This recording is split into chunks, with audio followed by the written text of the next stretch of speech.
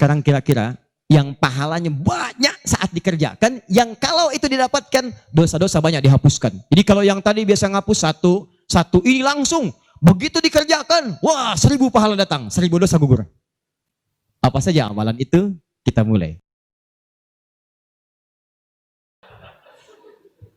Saya tuh suka merenung gitu, bertafakur, lihat-lihat ayat, ya Allah, Nabi Adam kesalahan dikit, keluar dari surga. Ini saya dosa banyak, pengen masuk. Gimana caranya? Maka kita harus mencari amalan yang sekiranya dengan amalan itu akan cepat menggugurkan dosa-dosa kita. Karena yang paling bahaya adalah kita tidak mengerti berapa banyak dosa sudah dikumpulkan. Contoh, ini dosa mata aja di hari ini udah berapa banyak? Saya tanya pada antum, apa fungsi mata? Tuh, sudah salah. Mata bukan melihat, kalau cuma melihat, kambing juga melihat. Elang melihat. Bahkan mata elang sering saya katakan lebih tajam dibanding mata kita. Elang tuh naik sampai ke atas tinggi lewatin gunung. Anak ayam kelihatan. Antum naik pesawat sampai ke atas, anak sendiri gak kelihatan. Gak percaya besok silahkan cek aja naik. Tapi persoalannya mata kita dihisap, mata elang enggak. Buka Quran surah ke-17 ayat 36. Paling kanan sebelah bawah. Wala taqfu ma laysa laka bihi ilmun innas sam'a wal basara wal fuada kullu ulaika kana anhu mas'ula. Hati-hati kata Allah, jangan mengikuti sesuatu yang belum kita tahu, karena semua unsur sumber pengetahuan akan ditanya. Telinga akan ditanya, mata akan ditanya. Maaf, hati kita, pikiran kita akan ditanya. Karena ternyata, maaf, banyak dosa dikumpulkan lewat sumber-sumber informasi ini. Mata kata Allah, laki-laki, Quran surah 24 ayat 30, perempuan ayat 31. Katakan pada laki-laki yang beriman, kullil mu'minina yaghuddu min absarihim. Katakan pada pria-pria beriman, mata kalian hanya boleh dipakai untuk yang baik-baik saja. Yang tidak baik, palingkan. Dikala Allah nggak suka, kata Allah, palingkan. Berarti kalau Anda melihat sesuatu yang tidak disukai Allah, tercatat dosa di situ. Sekarang coba perhatikan. Berapa banyak dalam kehidupan baru bangun dah salah lihat. Astagfirullah. Bangun, lihat handphone. Begitu dibuka, cek status WhatsApp. Begitu yang dilihat siapa? Profil seorang. Ada muncul gambar iklan, gambar-gambar yang buruk, konten yang tidak bagus. Berapa kali antum melihat status di media sosial dengan gambar-gambar yang tidak baik? Hari ini aja udah berapa kali tuh? Itu baru mata. Itu baru mata. Dan yang paling celaka gambar itu kadang-kadang antum simpan di handphone, dimasukkan ke saku, dibawa sholat. Coba ketika antum sholat tuh, bawa handphone antum, terkumpul berapa banyak yang kotor di situ?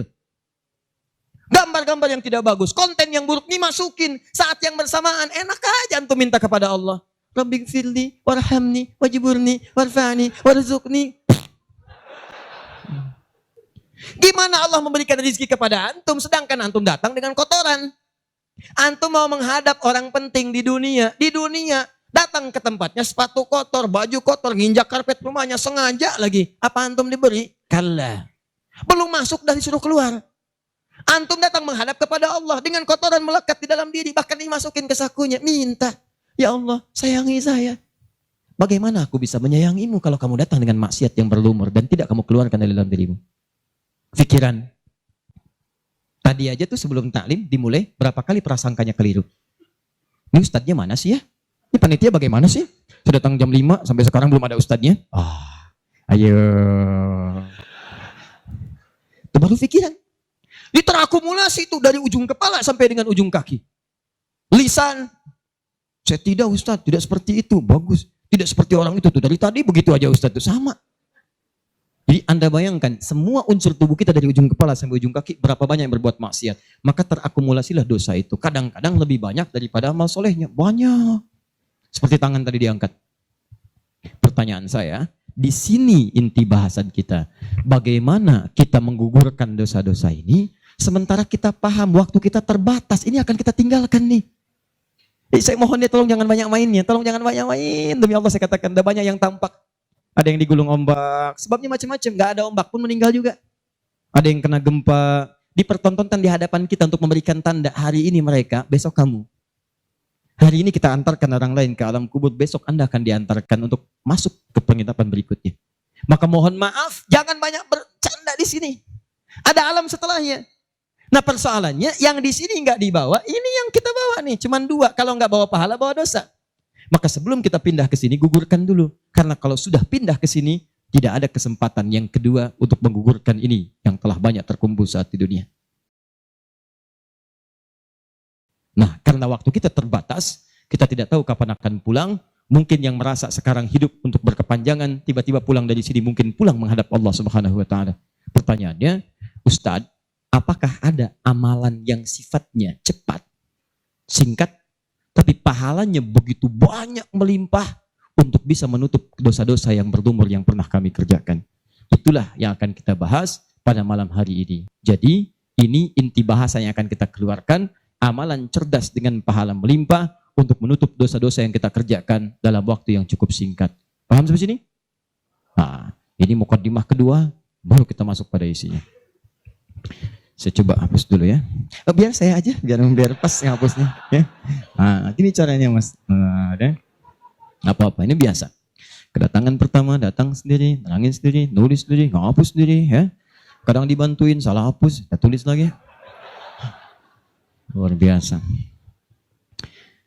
Masya Allah. Baik. Amalan itu banyak. Salat, sedekah, infak, dan amal lainnya. Tapi persoalannya, waktu kita terbatas. Begitu mengerjakan, ada yang wafat. Begitu belum mengerjakan, ada juga yang meninggal. Sekarang kira-kira, yang pahalanya banyak saat dikerjakan, yang kalau itu didapatkan, dosa-dosa banyak dihapuskan. Jadi kalau yang tadi biasa ngapus satu, ini langsung, begitu dikerjakan, wah 1000 pahala datang, 1000 dosa gugur. Apa saja amalan itu? Kita mulai. 1. Semua amal kebaikan yang kita kerjakan, yang jadi amal saleh, bernilai hasanah, itu dalam fikih disebut dengan sedekah namanya. Ya, saya kasih konsepnya dulu supaya paham. Kullu ma'rufin sedekah. Setiap perbuatan baik itu namanya sedekah. Di nama umumnya sedekah. Salat sedekah, zakat sedekah, infak sedekah. Bahkan bahasa Al-Qur'an disebut juga dengan sedekah. Contoh. Zakat ketika disebutkan dalam Al-Qur'an namanya sedekah. Ya, Quran surah ke-9 ayat 103. Khudh min amwalihim sadaqah. Ambil zakat dari harta mereka, tapi disebutnya dengan sedekah. Ya, dikeluarkan pada 8 golongan, sedekah. Ayat ke-60-nya, innamas sadaqatu lil fuqara. Infak, sedekah. Buka Quran surah kedua, ayat 264, paling kiri sebelah bawah. Ya ayyuhalladzina amanu la tubtilu sadaqatikum bil manni wal adha. Jangan kalian batalkan sedekah-sedekah kalian dengan perbuatan yang merusak. Apa contohnya? Kalladzi yunfiqu malahu ria'an nas, seperti orang infak yang ria. Jadi infak disebut dengan sedekah. Di sebuah perbuatan baik kita, salat kah, haji kah, umrah kah, puasa kah, semua namanya sedekah dalam fikih. Nah, sedekah ini kemudian oleh Nabi dibagi kepada 2 bagian. Ya. 1, ada sedekah yang saat dikerjakan itu pahalanya terus ngalir tuh.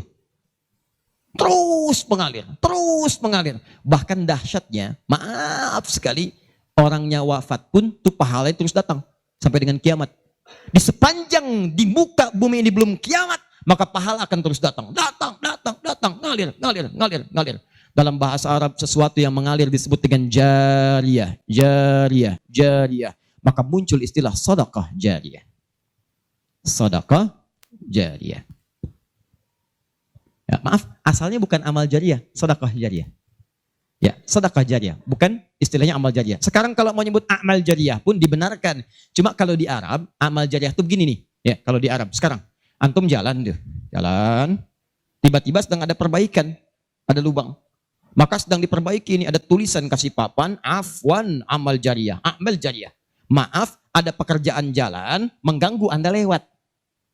Di Arab itu amal jariyah itu pekerjaan sedang berlangsung mengganggu orang lewat. Sekarang begitu. Ya. Makanya kalau ada orang naik ke bis bawa kotak gitu kan, mau minta-minta maaf Pak, amal jariyah, betul, ganggu orang lewat. Ya. Benar secara bahasa, tapi secara makna ini yang paling tepat. Yang kedua, ada yang sifatnya sedekah thabitah.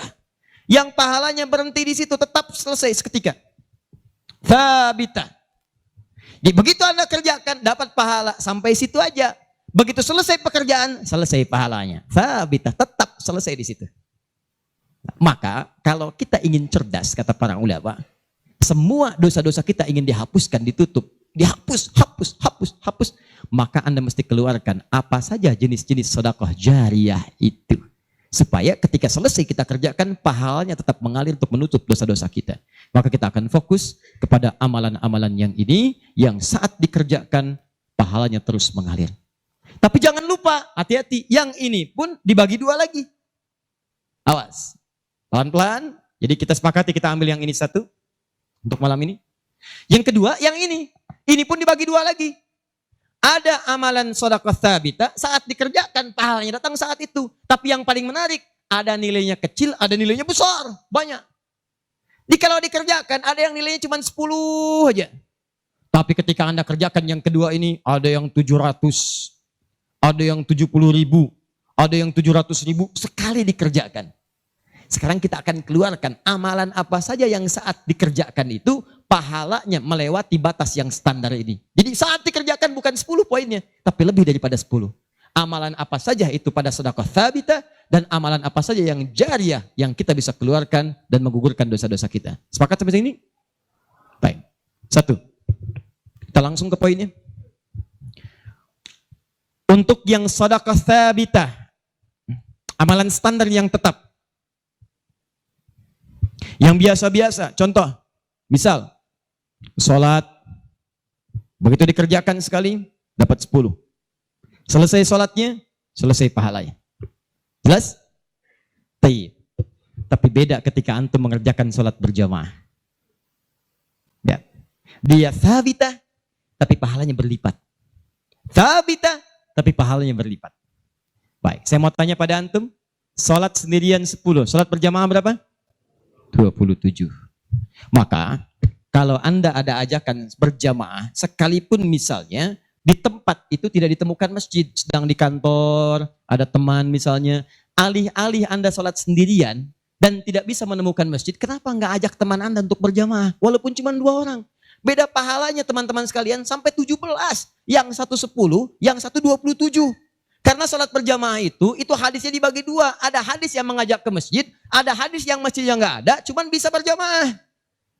Sholatul jamaati afdalu bin sholatil fardi bisa bin wa isyrina darajah. Sholat berjamaah lebih utama daripada sendirian. 27 jamaah di sana sifatnya umum. Kalau ada di masjid, usahakan ke masjid. Kalau nggak bisa ke masjid karena alasan syar'i, maka yang penting jamaah. Saya suka bingung nih, ini kan di rumah kamar banyak, tempat luas. Kenapa kok bisa di rumah ada 5 orang? Ini ada istri, ada suami, anaknya 2, asisten rumah tangga 1.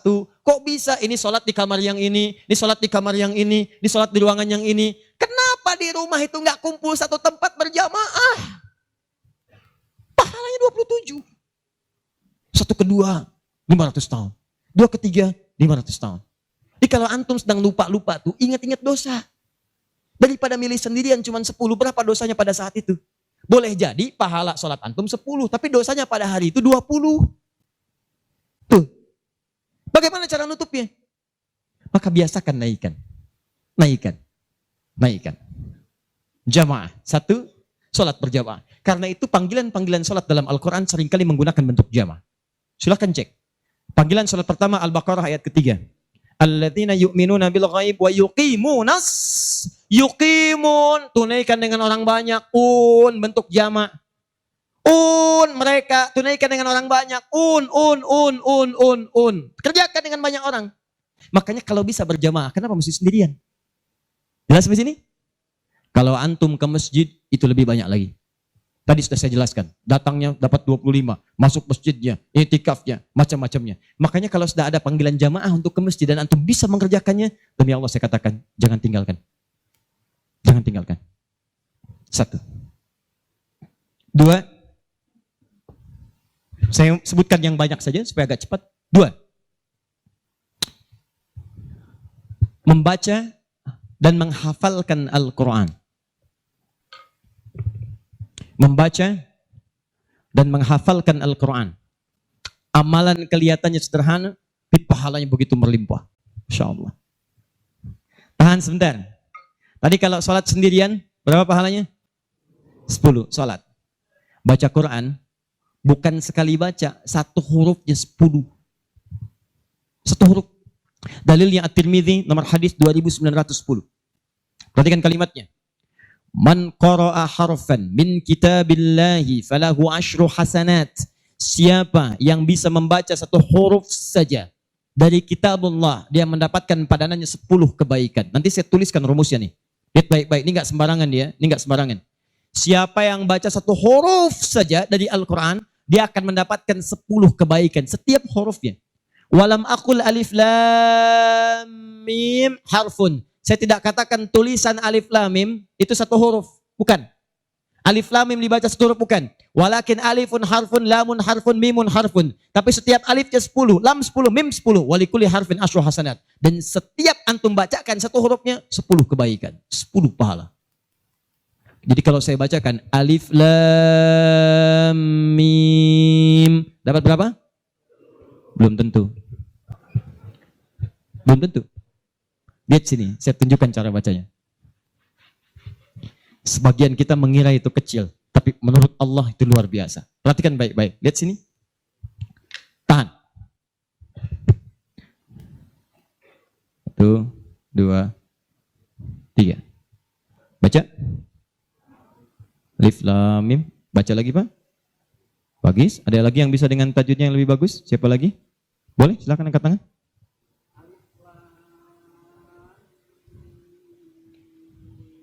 Baik sekali. Ada yang lain? Ya.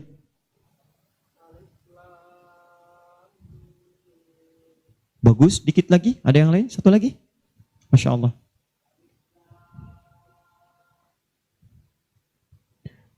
Bagus sekali. Cuman sayang ini bukan alif lam mim, ini alam. Alam nasyrah laka sadrak.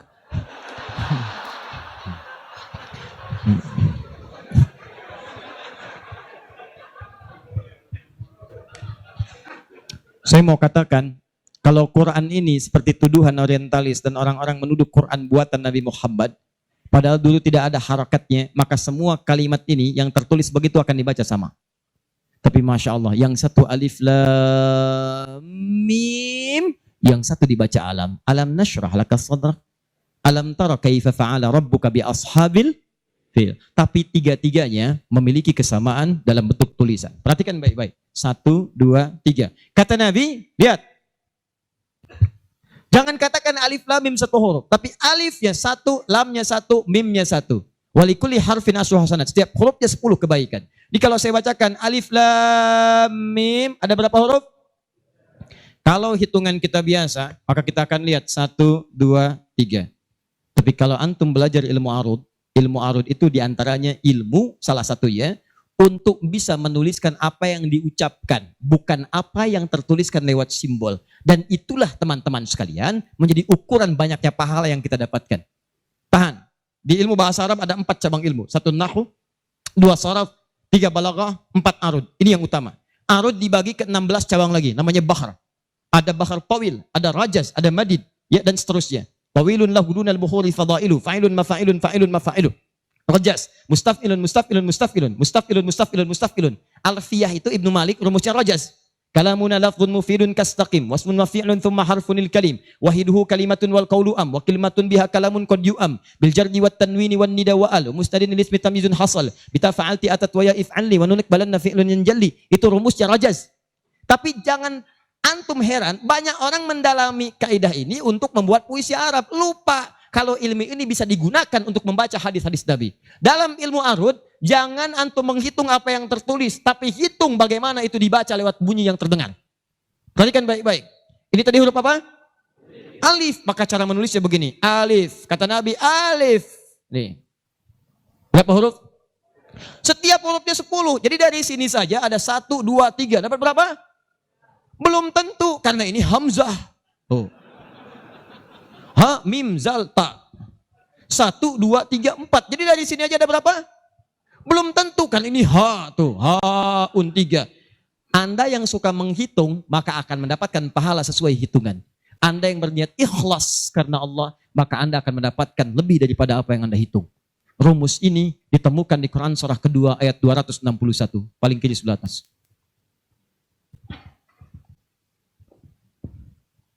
Tahan. Pelan-pelan. Ini rumus adanya di ayat infak. Tapi cara menerapkannya di semua kategori cara kita beramal. Orang kalau berinfak tahunya dapat 700. Matsalul ladzina yunfiquna amwalahum fi sabilillah kamatsali habba, orang yang infak di jalan Allah seperti menanam satu benih. Ambatat sab'a sanabil, satu tumbuh jadi 7 tangkai. 1 kali 7 7. Fi kulli sumbulatin mi'atu habba. Setiap tangkainya ada 700, ada 100 benih. Ada 100 buah lagi. 7 kali 100 700. Ayatnya suka dipotong sampai sini. Kalau Anda infak sekian kalikan 700, lupa ayatnya belum selesai. Wallahu yudha'ifu liman yasha. Dan Allah akan melipat gandakan amalan tanpa batas bagi siapa yang tidak pernah berhitung. Jadi kalau Anda baca Qur'annya hitung-hitungan, ini dosa hari ini berapa nih dikerjakannya? Oh 9, Masya Allah 9. Cukup 1 huruf aja. Nun. Tutup. 10. Besok dosa berapa? 15. Cukup 2 huruf. Toha. Selesai. Kalau Anda ngitungnya begitu, maka diberikan sesuai hitungan. Tapi kalau Anda tidak pernah berhitung, Allahu Akbar. Anda tidak tahu alif lam mim itu mungkin nilainya 30, mungkin 300, atau bahkan 3 juta, atau lebih daripada itu. Makanya kami sarankan, kalau Anda bisa mendekat kepada Al-Quran, maka tolong agendakan setiap hari. Semua sahabat itu punya agenda, Pak. Antum kenal gak Utsman bin Affan? Oh, situ tidak sana ngangguk. Coba di Semarang kenal Utsman bin Affan. Luar biasa. Tapi gak apa-apa, masih bagus. Kemarin saya baru dari Sukabumi, Hubud Dunia. Ada yang kenal Fir'aun. Ini masih untung Utsman. Tuh lihat ya. Utsman itu bukan cuma cerdas dalam urusan bisnis dunia, tapi tijarah akhiratnya itu luar biasa. Utsman paham, saya di dunia boleh kaya, tapi di akhirat bagaimana status saya? Maka beliau siangnya mengumpulkan harta dunia untuk ibadah, malamnya mengumpulkan pundi-pundi akhirat. Demi Allah saya katakan, Utsman itu di antara sahabat yang disebutkan oleh Imam An-Nawawi bersama Abdurrahman bin Auf, bersama Tamim Ad-Dari, yang diikuti kemudian oleh Imam Asy-Syafi'i generasi setelahnya, jauh setelahnya, itu punya amalan kalau malam terbiasa menghatamkan Al-Quran dalam tahajudnya. Khatam Quran. Kaya, sahabat Nabi, menikahi 2 putri Nabi, 1 meninggal dan menikah lagi, disebut Dzun Nurain. Kayanya luar biasa, asetnya setelah 15 abad sampai sekarang masih ada. Yang hebat, siang-siang jadi orang kaya, malam-malam jadi hamba yang sangat taat dan kaya akhirat. Coba bandingkan dengan kita sekarang. Menantu Nabi, bukan. Kaya, enggak sekaya Utsman. Tuh, status dunia belum sempurna. Status akhirat masih belum maksimal. Ya antum sebetulnya maunya apa? Utsman sholat malam, ngikut Nabi, kaki bengkak. Antum pengen ke surga Firdaus malam, mata bengkak. Ya. Ini nih. Ayo update. Ustadz, tapi kan saya belum lancar. Tambahkan hadisnya, lipatkan nomor hadis 2920. Awas, lihat kalimatnya. Walladzi yatata'ta wa huwa 'alaihi syaq falahu ajran. Siapa yang memulai menghafal, membaca, siapa yang mulai membaca Al-Quran tidak lancar, terbata-bata bacanya, mengejaknya. Orang baca alif lam mim, dia alif lam mim falahu ajran, maka dia mendapatkan 2 kali lipat dari orang yang lancar. Orang lancar misal 30, dia 60. Terima kasih ya Allah, kalau begitu besok saya nggak lancar aja bacanya. Oh, bisa. Itu tidak lancar yang direncanakan. Yang lancar diikuti oleh malaikat ma'asyafaratil kirabil barara. Yang belum lancar diapresiasi karena perjuangan kesungguhannya. Bacaannya dapat nilai, perjuangannya mendapatkan nilai di sisi Allah Subhanahu wa ta'ala. Karena itu saya sarankan, maaf, mulai sekarang antum bikin kurikulum. Nih, 1 tadi, bikin table begini. Nih, saya katakan pada teman-teman juga yang di Bekasi, yang di Jakarta, ya, saya kasih 2 amalan dulu nih. Mulai sekarang antum bikin begini. Tahan ya, teman-teman sekalian, nanti saya sampaikan bagaimana seorang Mu'adz, orang Mesir, baru kecil belum balik sudah menyiapkan amalan ini. Punya program. Nih. Harinya, nomor. 1, 2, 3, dan seterusnya. Ini misalnya harinya apa besok. Amalannya apa. Mulai dengan sholat di sini. Jamaah. Ini tadi bacaan Al-Quran. Kalau bisa, saya sarankan setiap hari mulai menghafal. Walaupun cuma 1 ayat. Usahakan menghafal. Demi Allah saya katakan, pahala menghafal Quran lebih banyak daripada baca. Paling minimal 4 kali lipat. Karena itu ayat menghafal disebutkan 4 kali dibandingkan ayat baca. Silahkan cek Quran surah ke-54. Ayat 17, ayat 22, ayat 32, ayat 40. Saya ulangi. Ayat 17, ayat 22. Ayat 32, ayat 40. Ada? 17, 22, baik. Kemudian 32 dan 40. Kenapa ketawa? Benar kan? 4 ayat 17, ayat 22, kemudian ayat 32 dan 40. 17, 22, 32, 40. Berapa kali disebutkan? Walaqad yassarnal Qur'ana lidzikri. Sungguh telah kami mudahkan Al-Quran untuk dihafalkan, diingat. 4 kali disebutkan. Ya, maka ada yang menyebutkan menghafal Quran itu keutamaannya 4 kali dibandingkan dengan sekadar membaca. Baca. Orang baca itu biasanya cuma sekali. Dzalikal kitabu la raiba fihi hudal lil muttaqin. Sekali. Tapi orang menghafal jangan harap sekali. Dia akan terus mengulang. Dzalikal kitabu la raiba fihi la raiba fihi. Dzalikal kitabu la raiba fihi dzalikal kitabu la raiba fihi hudan lil muttaqin dzalikal kitabu la raiba fihi hudan lil muttaqin dzalikal kitabu la raiba fihi hudan lil muttaqin. Pertanyaan saya, berapa banyak pahala didapatkan? Berapa huruf dia bacakan? Makanya kalau antum ingin melipat gandakan pahala dengan banyak, dalam satu hari antum punya agenda. Boleh antum baca, misal target sehari saya baca misal 1 halaman dan hafalkan 1 ayat. Kalau antum sudah punya kebiasaan begitu, demi Allah saya katakan, Allah akan merubah keadaan hidup Anda jadi lebih nyaman. Tidak cukup dengan amin. Baca, hafal. Wah, Masya Allah. Syukur-syukur begitu sedang sholat berjamaah, minta sujud, terus meninggal, itu kan? Wah, itu paling enak. Mau begitu? Di subuh ya. Itu pun kalau tiba ajalnya. Ya, bacaan Quran lebih lebat lagi. Ya, jadi kalau antum bisa seperti itu, nanti bonusnya banyak. Di alam kubur, jasadnya akan utuh. Dan di akhirat diberikan mahkota. Dan yang ketiga diberikan peluang untuk memberikan syafaat dengan izin Allah dengan Qurannya kepada anggota keluarganya. Ahli Quran itu, kalau dia hafal kemudian Qurannya, benar menghafal Qurannya, maka saat di akhirat akan langsung dimuliakan oleh Allah. Dipakaikan jubah kehormatan dan membimbing, menggandeng bapak ibunya yang saleh, yang beriman, beserta pasangannya dan keturunannya untuk dibawa masuk ke surga. Itu ada di Quran surah ke-35 ayat ke-33, ditafsirkan dengan Quran surah ke-13 ayat 23 sampai 24 dengan awal kalimat yang sama. Jannatu 'adnin yadkhulunaha. Ada para penghafal Quran masuk surga Aden di Quran surah 35 ayat ke-33. Jadi masuknya dari surga Aden menuju tingkat surga yang paling tinggi.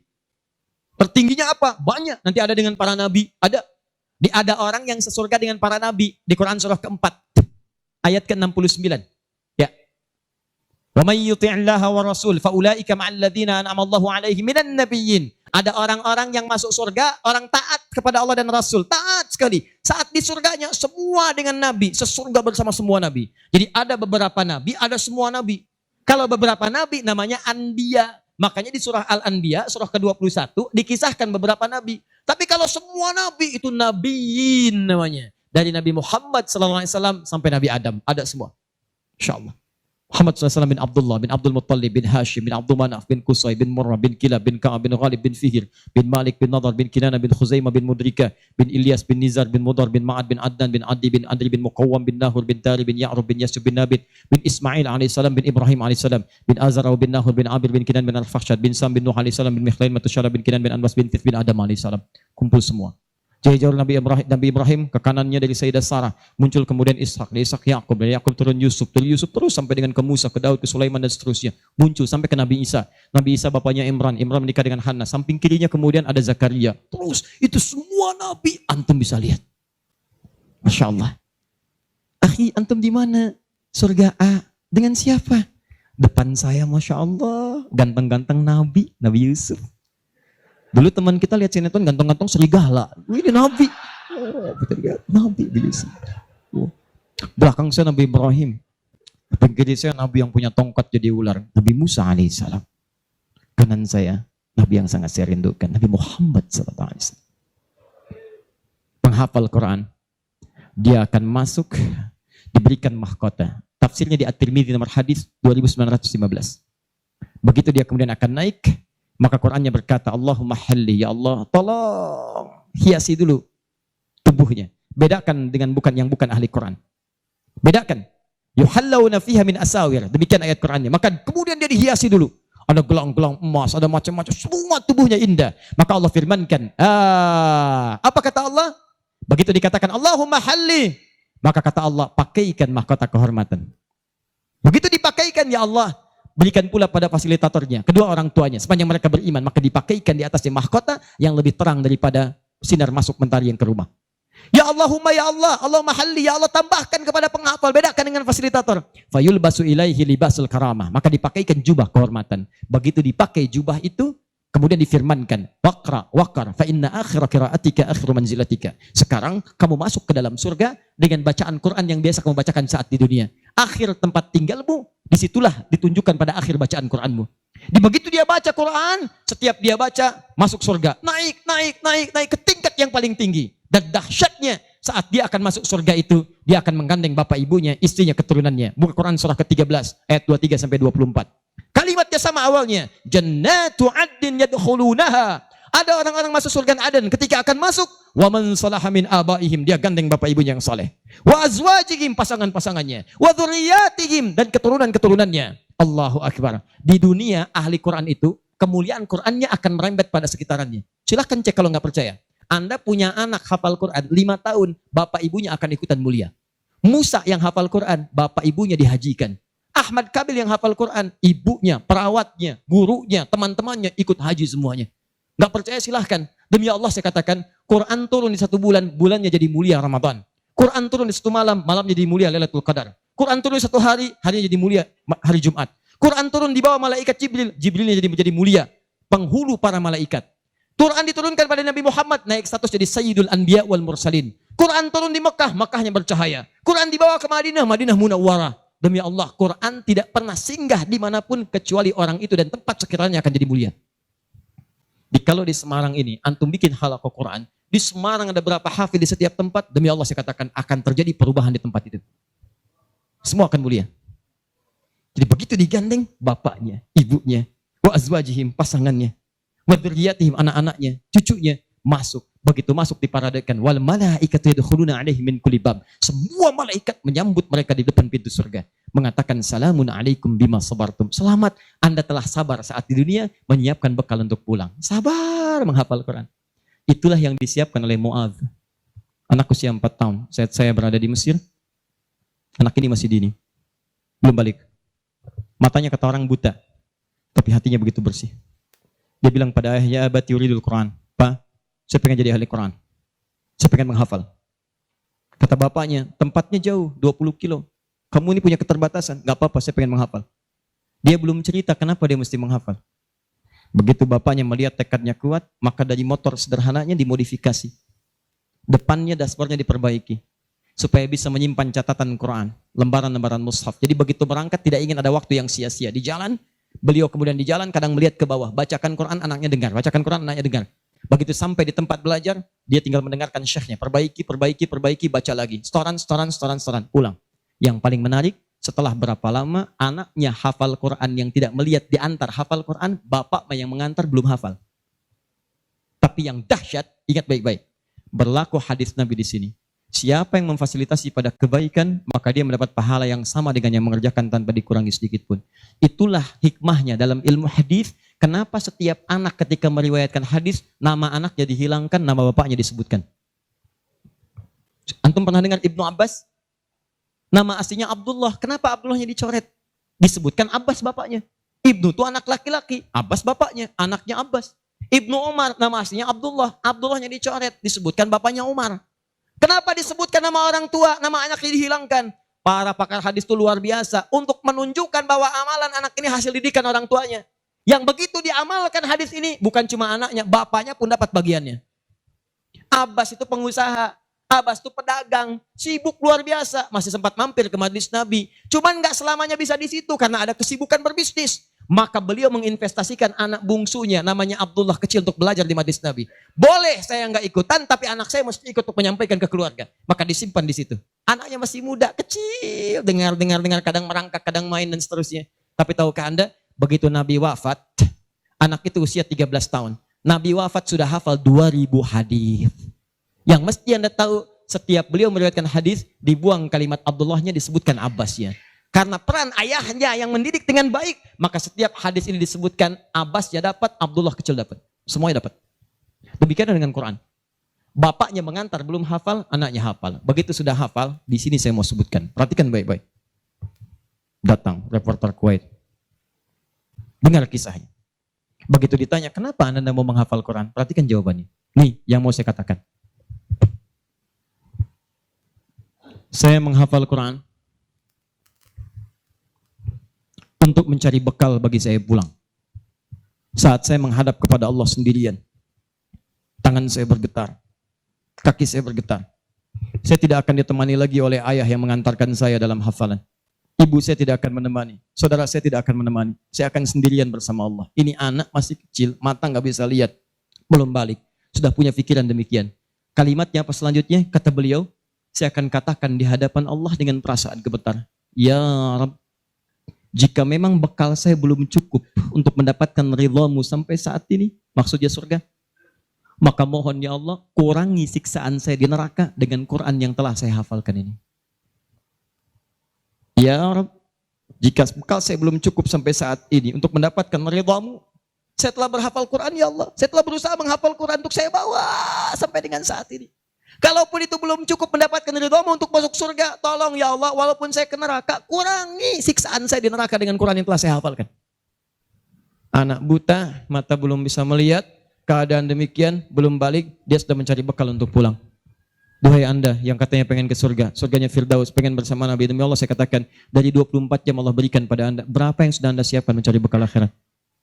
Ayo kumpulin dunia, ayo silakan, silakan, gak ada yang larang. Cuma satu saat, Anda akan lihat siapa yang tertawa, siapa yang tertunduk lesu, membawa catatan amalnya. Itu saya sarankan bagi Anda, ayo besok bikin. Nih, sholat mau di mana? Baca Quran mau berapa ayat? Hafalan mau berapa ayat? Mesti beda. Antum lahir belum hafal Quran wajar. Masa pulang pun gak ada yang dibawa? Ayo bawalah walaupun cuma satu ayat. Ya, saya satu surat Ustaz, An-Nas, tambah. Ya, jelas? Kalau sudah jelas, amalan ketiga, saya cepat. Tenang ya, katanya pengen sampai subuh. 3, saya cepat. Setelah ini saya ke ujungnya. Kita sebentar lagi berakhir. Ketiga, infak. Infak. Masih ingat teman-teman? Kalau yang standar tadi, berapa pahalanya? 10. Infak paling minimal 700. Infak paling minimal 700. Allahu Akbar. Dalilnya Quran surah kedua ayat 261. Paling kiri sebelah atas. Tadi saya bacakan. Mathalul ladzina yunfiquna amwalahum fi sabilillah kamathali habbatin ambatat sab'a sanabil fi kulli sumbulatin mi'atu habba. Wallahu yudha'ifu liman yasha' wallahu wasi'un 'alim. Perumpamaan orang infak di jalan Allah. Infak itu, ini yang perlu saya luruskan. Tidak harus menggunakan uang. Infak itu pemberian bersifat materi. Makanan itu infak, pakaian itu infak, buah-buahan itu infak. Silahkan berbagi, walaupun gak ada uang, bisa kita gunakan dengan yang lain. Cek, kalau antum main ke Eropa, ada rezeki main misalnya, main ke Auckland, ke New Zealand. Ya, di situ ada donation itu bukan cuma dengan uang, food. Kadang mereka kasih dengan makanan. Ada yang nyimpen ciki, kotaknya di situ. Di kotak infak itu, kotak dalamnya ada ciki, ada beras, dan macam-macam. Sampingnya ada yang uang. Cuman mesti dilihat dulu bagaimana bentuk kotaknya. Ya, kalau kotaknya belahan kecil, itu pasti uang. Bukan beras. Oh ini beras nih, dibuka dulu karungnya digunikan. Tidak bukan. Silakan bebas. Ya, dan itu nilainya tinggi. Kadang-kadang antum lupa di majelis ilmu ada snacknya, walaupun cuma kurma dapat 2, bagi 1 dengan teman. Air misalnya tidak harus semua oleh antum. Bagi, begitu antum bagi langsung dituliskan 700 kali lipat paling minimal. Demi Allah saya katakan paling minimal 700 kali lipat. Makanya zaman Nabi, itu ada satu keluarga yang berlomba tuh mendekatkan diri pada infak, walaupun dirinya kekurangan. Agak aneh tuh cara berpikirnya. Ya, jadi kalau dibandingkan manusia sekarang gak dapat tuh, gak dapat. Saya mau tanya begini, antum di rumah persediaan, antum punya anak 2. Antum dengan istri, 1 suami, 1 istri, 2 anak. Di rumah ada persediaan makanan untuk 2 anak antum saja. Antum aja gak makan malam itu, cuman ada anak 2. Untuk mereka, kalau gak makan, mereka bisa nahan lapar semalaman. Tiba-tiba antum ditawarkan oleh seseorang, ada tamu nih, mau nggak dijamu di rumah? Bisa nggak? Pertanyaan saya, kalau ada orang yang datang seperti itu ke tempat antum, Mas, ini ada tamu, saya nggak bisa jamu. Bisa nggak antum jamu? Di rumah antum cuman ada makanan untuk anak-anak, antum pun nggak bisa makan. Pertanyaan saya, dijamu nggak teman itu? Kenapa diam? Duhai ahli surga, kenapa diam?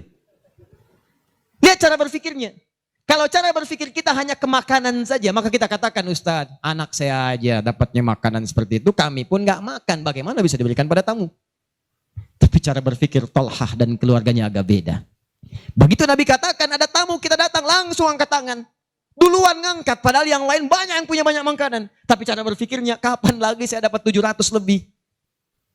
Kapan lagi saya dapat diangkat langsung tangannya? Ya Rasulullah saya. Sebelum yang lain ngangkat, angkat tangannya. Maka diantar kemudian ke rumahnya. Sampai di rumah, istrinya dikatakan, duhai sayang, ada titipan Rasulullah. Bahasanya bukan ada tamu, ada titipan Rasulullah. Allahu Akbar. Ada titipan Rasulullah. Maka istrinya langsung membaca, saya paham. Saya bertugas menidurkan anak-anak dulu, tidurkan. Yang suaminya menyiapkan makanan. Begitu sudah jadi kata suaminya kepada tamu tadi, Anda silahkan makan di sini, saya temani dulu istri saya. Gak enak rasanya, meninggalkan sendirian. Begitu temannya makan, dia berpura-pura makan di bilik yang lain. Membunyikan bunyi-bunyi seakan-akan makan. Begitu sudah kenyang, tanpa mukaddimah yang lain langsung pamit. Terima kasih sudah menjamu saya, semoga Allah berikan pahala. Pamit malam itu juga.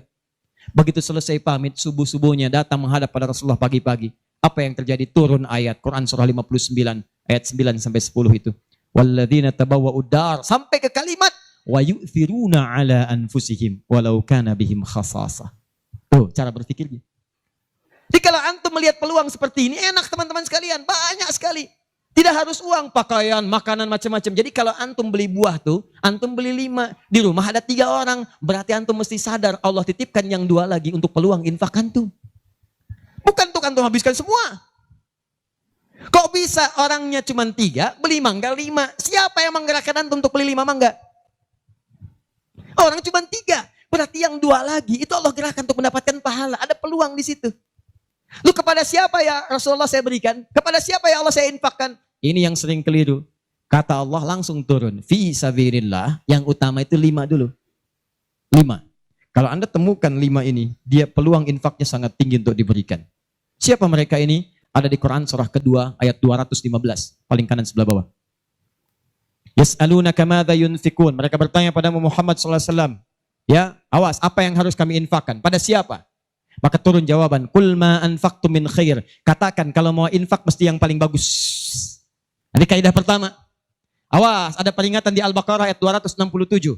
Wala tayammamul khabitha minhu tunfiqun walastum biakhidhihi illa an tughmidu fi. Jangan kamu infakkan pada orang lain yang kamu tidak suka. Melihatnya aja kamu enggak suka, dikasih orang. Antum punya uang 50.000 2, 1, wah masih keras, bagus, luar biasa. Masuk dompet enak dilihat. Yang kedua, wah sudah lecek. Dekil of the kumel. Wah dilihat gak enak. Baunya gak nyaman. Tiba-tiba ada orang lewat. Pak, sedekah Pak. Pertanyaan saya. Maaf, mana yang antum berikan? Yang lecek atau yang bagus? Tuh. Ingat kalau urusan zakat mal, berikan yang bagus. Zakat mal, pilih. Paham? 5 orang ini siapa? 1. Lil walidain, orang tua. Ini orang tua ini gak pernah minta. Jarang sekali. Cuman kita yang mesti paham. Kan sama, antum pun suka ngasih isyarat. Mama. Oh mau makan. Makan. Mama. Boneka. Antum setelah dewasa mesti paham. Kadang-kadang orang tua tuh gak minta. Gak pengen nyusahin anaknya. Padahal orang tua udah susah. Melahirkan susah, mengandung juga susah, merawat susah, menyusui susah. Sudah dewasa pun antum masih susahin juga. Kapan antum berbaktinya? Kadang-kadang cuma nanya, nelpon apa kabar. Padahal di rumahnya itu Masya Allah lagi kurang beras. Beras kurang, listrik belum dibayar. Kirimkan, sebelum diminta kirimkan. Itu begitu antum kirimkan demi Allah saya katakan.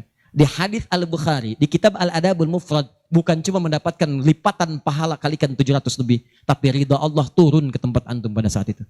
Kalau sudah turun, semua doa yang antum mintakan minimal akan dijawab pada saat itu. Itu rahasianya. Kalau dengan urusan orang tua itu udah gak usah mikir.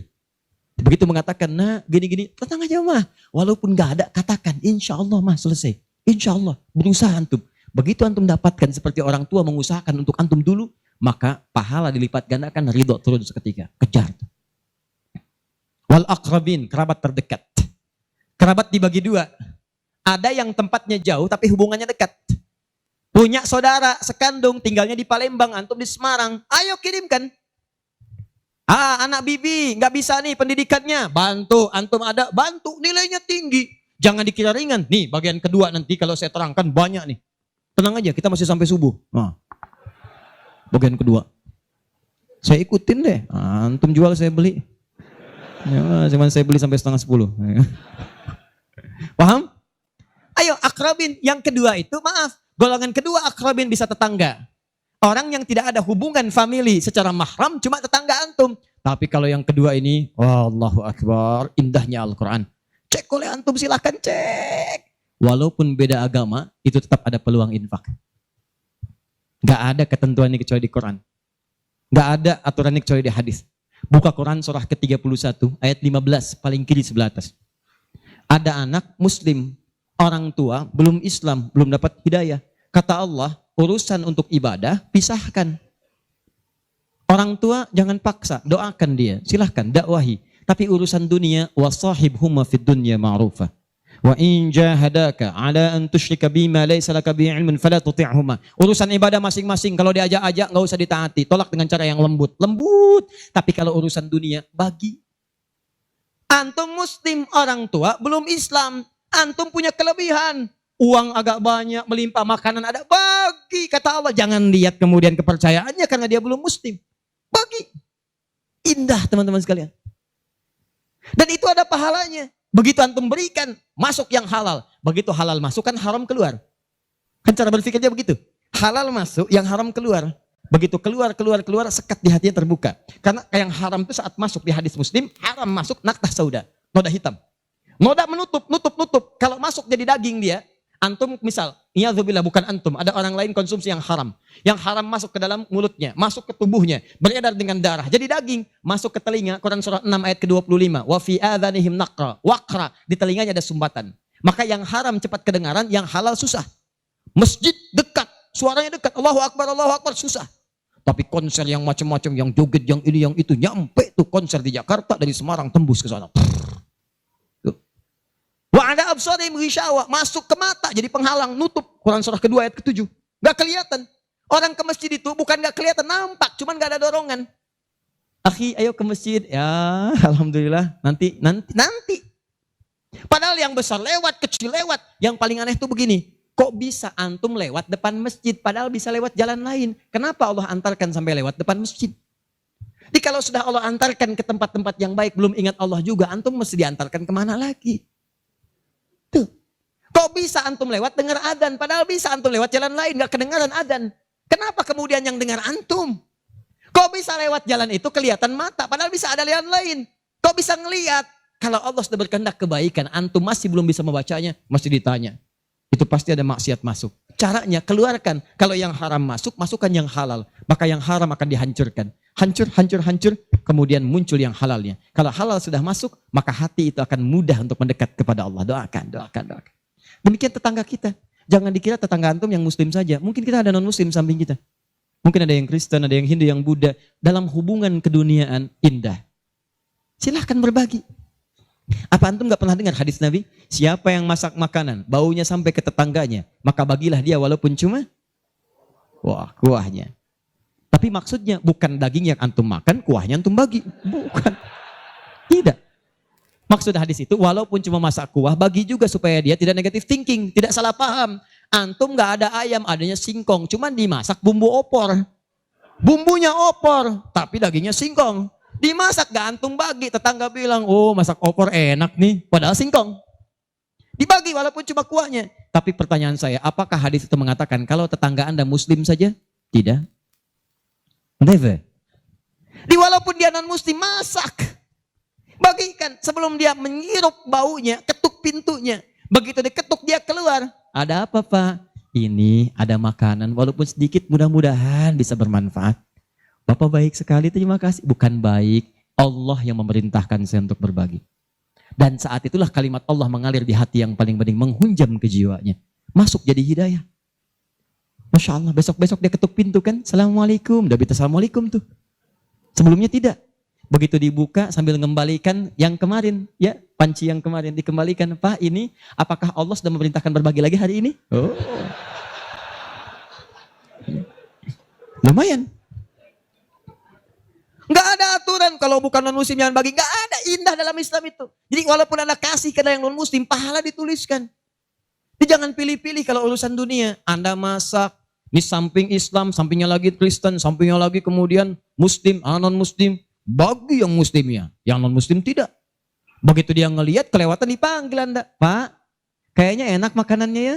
Memang enak Bu, cuman sayang ibu kafir. Oh, nggak begitu. Nggak ada. Jadi bagi teman-teman, silahkan. Dan pahalanya ada, indah. Cuman di kita tuh, coba lihat aturan antum bang aja deh, kita fikirnya kumpulin lagi. Bab tumbuhan, sekarang kan lagi musim rambutan ya. Rambutan. Tuh, antum di pekarangan ada rambutan, tumbuh. Pohon rambutan, pekarangan antum. Cuman sayang buahnya ke tetangga antum. Pus ke sini. Maka dalam kaidah fikih disebutkan hakun mushtarak. Ini hak bersama antara antum dengan tetangga. Kenapa? Karena antum keluar rumah kelihatan cuman pohonnya, dia keluar rumah kelihatan buahnya. Dan yang paling menarik, dia udah lihat buah, daunnya jatuh ke bawah. Dan kadang buah jatuh ke sini, membuat dia kesulitan. Awas, jangan sampai dia cuma ketiban sampahnya saja, antum kedapatan buahnya. Naik ke pohon rambutan, nggak boleh. Apa yang harus antum lakukan? Datangi dia, ketuk rumahnya. Sampaikan, Pak, maaf saya cuma mau ngasih tahu, itu ada pohon rambutan. Iya, saya juga tahu, punya bapak kan? Bukan, itu memang pohon saya, cuma buahnya merambat ke tempat bapak. Terus, itu hak kita bersama. Bapak nggak usah minta, begitu inginkan ambil aja, silahkan dapatkan. Aturan dari mana itu? Ini Rasul saya yang mengajari, Nabi Muhammad SAW. Bapak keluar lihat buahnya, saya keluar cuma lihat pohonnya. Kalau bapak pengen ambil aja. Wah hebatnya Islam, terima kasih Pak. Insya Allah, udah insya Allah tuh. Nanti saya ambil, udah pergi tuh, ambilin dan kita senang lihat ya. Begitu diambil pahala. Setiap satu buah 700 pahala. Setiap satu buah, 700. Masya Allah, luar biasa. Dan dia kan gak paham fikih, belum masuk Islam. Besoknya ayam antum main ke tempat dia, ayam. Dia kira hukum ayam sama dengan rambutan. Oh. Nabinya umat Islam baik banget, kemarin ngirim rambutan, sekarang ayam. Pokoknya. Mungkin ayam itu akan menggendong antum ke surga. Ya? Infak tuh. Nah, pertanyaan saya, antum punya agenda berapa untuk infak tuh? Coba lihat, kadang-kadang kan ada anak yatim samping. Gak usah terpikir banyak uang, pakaian, buka tuh pakaian antum. Masuk ke kamar, buka. Begitu dibuka, berapa banyak koleksi pakaian antum? Coba cuma pesen satu aja. Mohon maaf ya, maaf sekali. Jangan sampai ada pakaian, walaupun sehelai itu, yang belum pernah dipakai ibadah. Usahakan setiap yang kita gunakan jadi saksi di akhirat bahwa dia pernah dipakai ibadah. Karena semua akan bicara. Tuh lihat kaos, bagian dalam, celana, bagian luar, cek lagi semua. Dan kalau sudah itu antum pakai, ada yang lain gak kepake, bukan gak kepake. Boleh jadi itu dititipkan oleh Allah kepada antum untuk menjadi pahala antum dengan itu. Sebab mudah bagi Allah menitipkan pada yang lain. Kenapa dipilih antum supaya dapat bagian pahalanya? Jelas? Terakhir, amalan keempat, bagian pertama.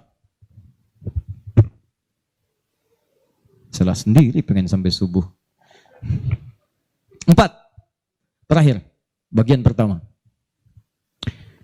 Majlis ilmu. Majlis ilmu. Masih ingat satu apa? Salat berjamaah di masjid. 2. Interaksi dengan Al-Quran. 3. Infak. 4. Majlis ilmu. Teman-teman, majlis ilmu itu keutamaannya banyak.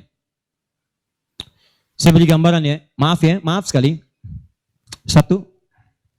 Majlis ilmu itu, kalau antum benar memilih majlis ilmunya, maka status yang diberikan oleh Allah pertama kali, begitu antum berangkat dari rumah, sampai dengan ke majlisnya, statusnya akan naik dari manusia biasa menjadi mujahid fi sabilillah. Itu langsung sama dengan orang yang berjuang ke medan perang. Ada majlis ilmu nih, antum datangi, begitu antum datang, itu sama dengan orang berjuang ke medan perang. Statusnya jihad. Kalau meninggal antum di pertengahan, walaupun belum sampai ke situ, maka statusnya langsung syahid, pahala syahid. Pahalanya syahid. Majelis ilmu. Satu, berpeluang mendapatkan pahala senilai jihad. Kedua, kalau wafat bisa syahid. Dalilnya Quran surah ke-9 ayat 122. Paling kiri sebelah bawah di mushaf. Wa ma kana al-mu'minuna liyanfiru kaffah. Kenapa mesti semua orang beriman pergi ke medan perang semua? Saya akan turunkan satu amalan kata Allah yang kalau kamu amalkan ini maka statusnya akan sama dengan orang yang berjuang di medan perang. Sama persis. Apa itu? Falaula nafara min kulli firqatin minhum ta'ifa liyatafaqahu fid din. Kenapa tidak ada sementara orang di antara mereka mau datang ke majelis ilmu untuk mempelajari tuntunan agamanya?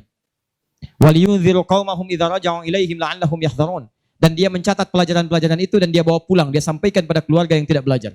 Perhatikan baik-baik. Ayat ini mengatakan, kata Imam Mustafa Al-Maraghi, ayat ini mengatakan bahwa menuntut ilmu itu nilainya sama dengan jihad fi sabilillah.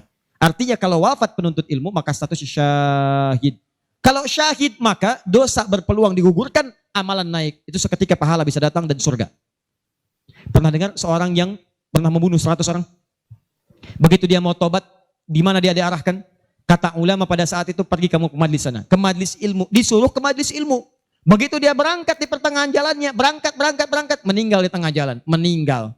Statusnya dalam keadaan di tengah jalan ke majlis ilmu, dia bertobat kepada Allah, diterima tobatnya. Saat berangkat tuh meninggal di tengah-tengah. Ada pahalanya. Apa yang terjadi? Surga. Surga. Diampuni dosa, naik ke surga. Di sini turun kemuliaan yang ketiga. Disebutkan di hadis Nabi, riwayat Ibnu Majah, nomor hadis 233. Ibnu Majah, nomor hadis 233. Rawinya sahabat Abu Darda. Man salaka tariqan yaltamisu fihi ilma, sahalallahu lahu tariqan ilal jannah. Siapa yang menyiapkan dirinya, melangkah menuju majlis ilmu, maka setiap langkahnya akan langsung dituliskan oleh Allah yang meringankan nanti langkahnya ke surga. Di setiap langkah itu dihitung. Pahalanya bukan pahala biasa, ringan ke surga, ringan ke surga, ringan ke surga. Itu pahala syahid tadi. Ya, Qurannya ada di Quran surah keempat ayat 100, paling kiri sebelah bawah. An-Nisa ayat 100, Quran surah 4 ayat 100. Di ujung ayat, wa may yakhruj min baitihi muhajiran ila Allahi war rasuli thumma yudrikul maut faqad waqa'a ajruhu 'ala Allah. Siapa yang berniat merubah dirinya, ingin lebih dekat dengan Allah dan Rasulnya, kemudian dia merubah diri. Bagaimana cara merubahnya? Ulama sepakat. Pertama, datang ke majelis ilmu. Supaya punya ilmu untuk merubah diri. Jangan langsung kerjakan amalan, tapi belum tahu ilmu. Ilmu qoblal amal. Antum beramal tanpa ilmu, celaka amalannya. Saya ingin berubah. Kemarin saya nggak pernah sholat. Saya pengen jadi hamba yang taat. Ya Allah, saya tobat. Besok saya akan sholat subuh 3 rakaat. Bisa. 2 ya 2. Paham ya? Jadi ini gambarannya. Kemudian pahala yang ketiga. Cepat. Setiap dia sudah sampai ke majlis ilmu, disebutkan oleh sahabat Ibnu Abbas radhiyallahu taala anhuma, dinukil oleh Syekh Muhammad Hashim bin Asy'ari di kitabnya Adabul Alim wal Muta'allim, bab yang pertama, paragraf yang kedua, paling kanan di pertengahan. Orang yang sudah masuk ke majlis ilmu maka pahalanya langsung dituliskan 700 kali lipat. Tanpa henti, naik terus diangkat. Dan itu berlangsung sampai diamalkan. Jadi kalau ada seorang hamba, cuman dia beramal tanpa ilmu. Dengan seorang hamba beramal dengan ilmu, beda pahalanya 700. Misal, antum masuk ke majelis ilmu nih, dapat 700. Diajarkan tentang sholat, bab sholat diajarkan. Kalau anda mengangkat tangan setelah menghadap kiblat, hadisnya, misal disebutkan di hadis riwayat Abu Dawud, nomor hadis 857. Di Al-Bukhari disebutkan, anda saya angkat tanganmu misal sejajar dengan bahu. Ucapkan Allahu Akbar. Saat diucapkan rasakan, buang urusan semua dunia ke belakang. Buang, jangan bawa dunia. Hanya Allah yang paling akbar. Begitu antum tahu dalilnya seperti itu, caranya bagaimana, itu langsung dituliskan. Baru takbir sudah mendapatkan 700 kali lipat. Tapi kalau antum cuma sholat saja, abid, sholat, gak paham bacaan, gak paham gerakan, dituliskan cuma 10. 700 kali lipat. Ma baina darajataini khamsumi'ati sanatin. Di antara satu kedua 500, dua ketiga 500, tiga keempat 500 tahun. Majelis ilmu. 4. Di hadis yang tadi, di Ibnu Majah nomor hadis 233 dari sahabat Abu Darda, orang yang menuntut ilmu itu teman-teman sekalian langsung, ya, wa innal malaikata la tadau ajnihataha ridwan li talibil ilmi, mendapatkan ridha malaikat, mendapatkan ridha malaikat. Jadi antum jangan dikira biasa nih, dari sejak berangkat sampai ke sini itu malaikat menaungi antum, membentangkan sayapnya. Cuma memang dibuat oleh Allah gaib, gak kelihatan. Sebab kalau kelihatan gak akan jadi datang ke sini antum. Baru keluar rumah malaikat udah begini. Siapa? Malaikat maut. Paham ya?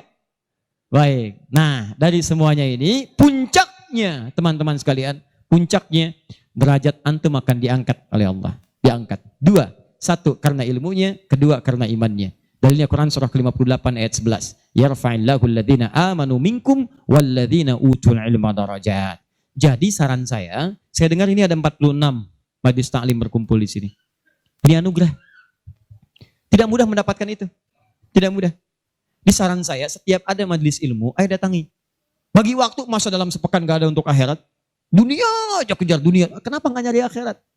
Gak banyak kok. Sabtu kalau gak Sabtu Ahad susun nih taklim siapa? Ustadz Fulan, Syekh Fulan, Habib Fulan. Cari di mana tempatnya. Tapi ukurannya 3 kata Al-Quran. Cuma 3 ini. Kalau gak ada yang 3, maka 5 kemuliaan ini tidak akan didapatkan. Apa yang 3 itu?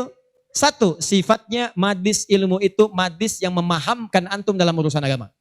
Bukan menjauhkan Anda dalam urusan agama. Dalilnya Quran surah ke-9 tadi ayat 122. Liyatafaqahu fiddin, membuat mereka paham tentang agama. Jadi kalau ada majlis yang hanya membuat tertawa, tidak ada isinya, bahkan menjauhkan antum dari Allah, ngolok-ngolok ayat Al-Quran, ngolok-ngolok hadis dan sebagainya, maka yang seperti itu bukan majlis yang dimaksudkan lewat ayat tadi. Jelas? Ya. 2.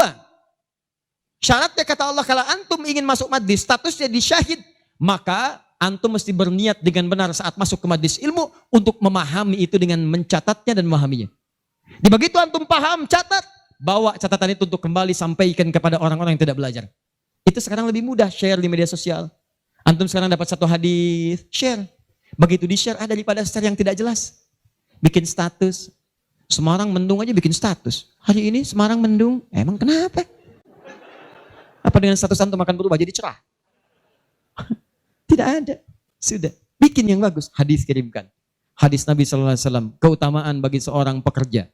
Keluarkan. Begitu antum share ke teman-teman antum pengusaha, mereka semangat semua. Semangat.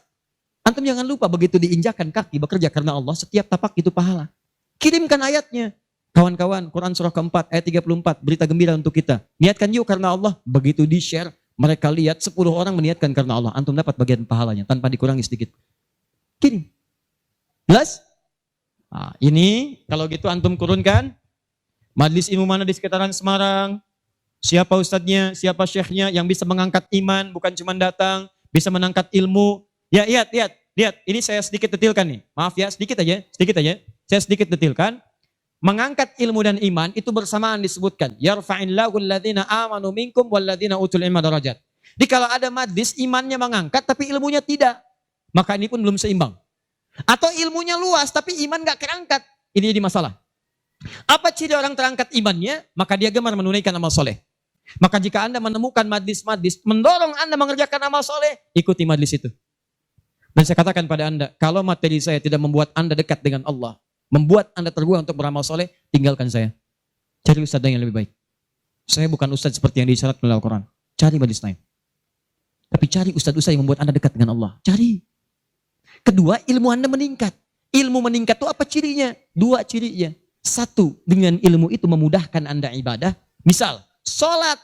Belajar sampai paham bacaan dan gerakan sholat. Supaya mudah ibadahnya, khusyunya dapat.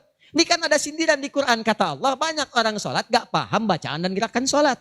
Ayo jujur, katakan pada diri sendiri. Sampai sekarang malam ini, berapa persen bacaan sholat yang antum pahami? Jangan-jangan Anda sholat tapi gak ngerti yang dibaca. Bagaimana bisa khusyuk? Ruku gak ngerti, sujud gak paham, bagaimana bisa khusyuk salatnya? Antum minta rezeki, Isa aja 4 kali, warzukni, minta rezeki. Habis salat minta lagi. Ya Allah mohon berikan aku rezeki. Yang tadi apa saat salat? Warzukni. Ya bagaimana kita bisa mengerti apa yang diucapkan kalau kita tidak belajar? Makanya cari. Nah mengerti itu bahasanya paham, fikih. Makanya ada kitab salat namanya fikih salat, fikih umrah, fikih haji, belajar sampai paham. Tuh lihat berapa banyak sekarang yang umrah, tapi nggak paham yang dikerjakan. Putar. Sekarang kadang suka sedih gitu. Apalagi banyak yang ria. Ria itu kan menggugurkan amalan. Begitu disampaikan, habis amal. Ini ada yang jual kebun, jual tanah, nyampe sana nggak ada nilainya. Sekarang orang aja tawaf sampai live. Subhanallah, alhamdulillah. Kelihatan di sana, kelihatan.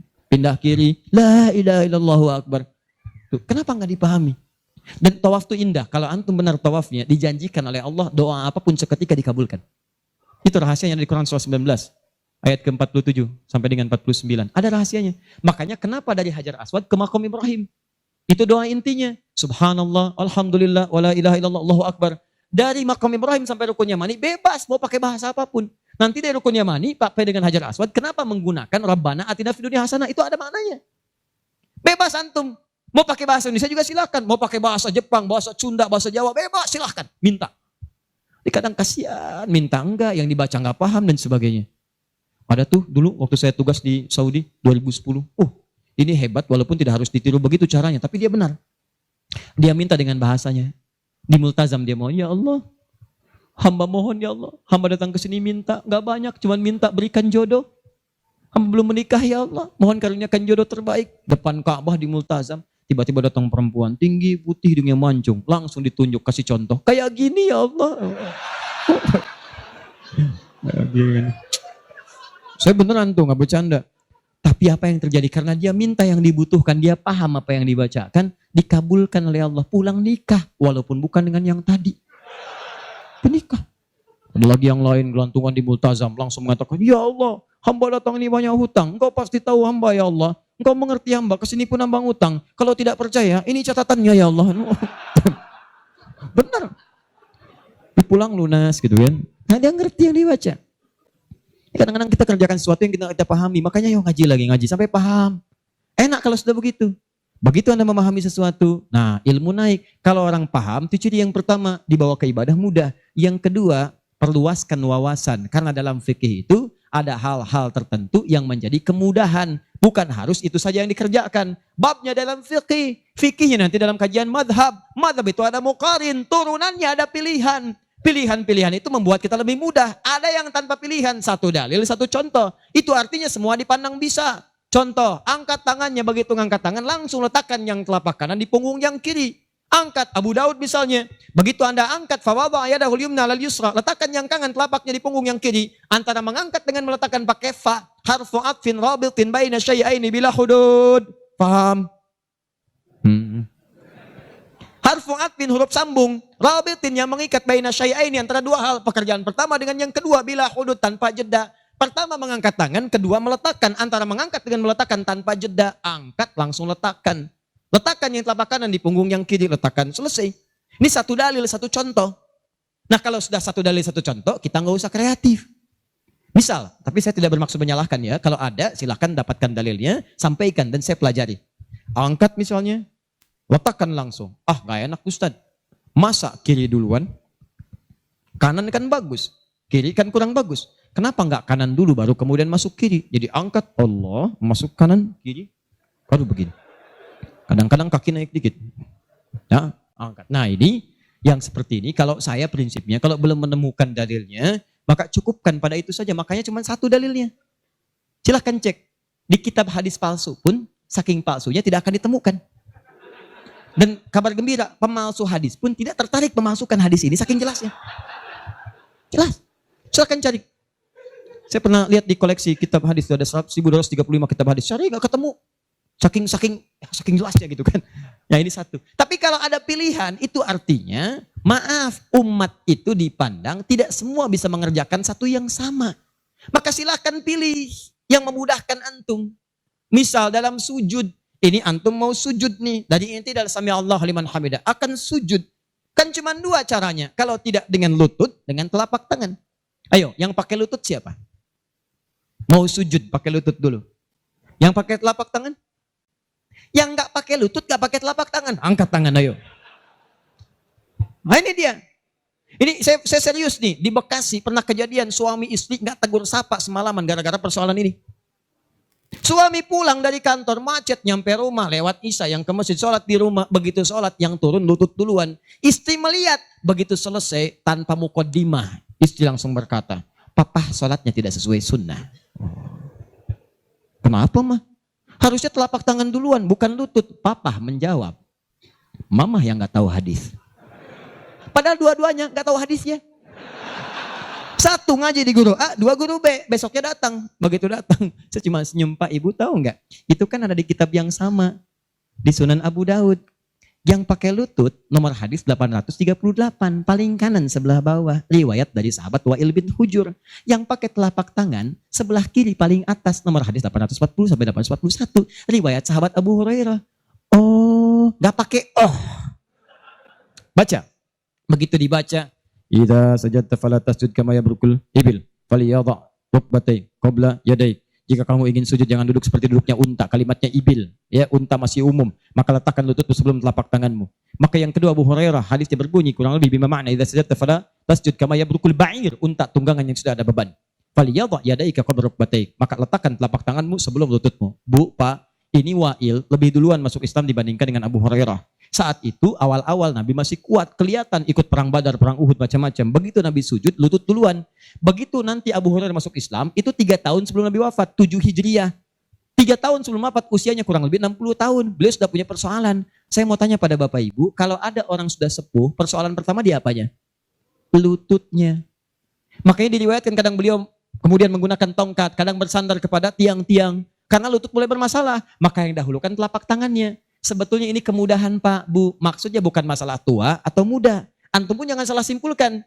Jadi kalau ada teman antum masih muda misalnya, tiba-tiba turun telapak tangan duluan. Tua. Bukan. Bukan begitu cara memahaminya. Ya, bukan. Maksudnya apa? Ini kemudahan. Karena yang punya masalah di lutut bukan cuma orang tua.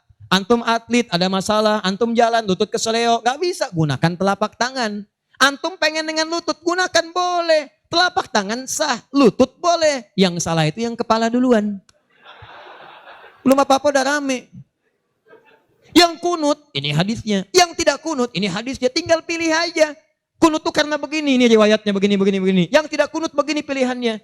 Yang milih kunut siapa? Oh, Imam Syafi'i, Imam Malik. Yang tidak milih kunut siapa? Imam Abu Hanifah. Yang tengah-tengah ngambil lazilah siapa? Imam Ahmad bin Hanbal. Antum tinggal ngikuti aja. Pilih mau yang mana. Yang salah yang tidak sholat subuh. Itu. Yang bismillah jahar ada dalilnya, dipilih oleh Imam Syafi'i. Yang sir silent ada, dipilih oleh Imam Ahmad. Yang tidak pakai bismillah ada, dipilih Abu Hanifah, termasuk Imam Malik. Yang rakaat pertamanya jahar, selanjutnya tidak ada, dipilih oleh Abu Hurairah, tercantum dalam Al-Bukhari. 70 hadis 4 kali cara ada, semua Nabi mengerjakan. Nabi mengerjakan semua, antum tinggal pilih. Karena nggak bisa mengerjakan semua-muanya. Nggak bisa Ustaz, saya orang Semarang, sunnah banget, bukan cuma sunnah. Besok subuh saya imamin 4 cara bismillahnya. Oh. Lebih soleh daripada Nabi. Bismillahirrahmanirrahim. Bismillahirrahmanirrahim. Tidak dibaca sama sekali. Oh, iya.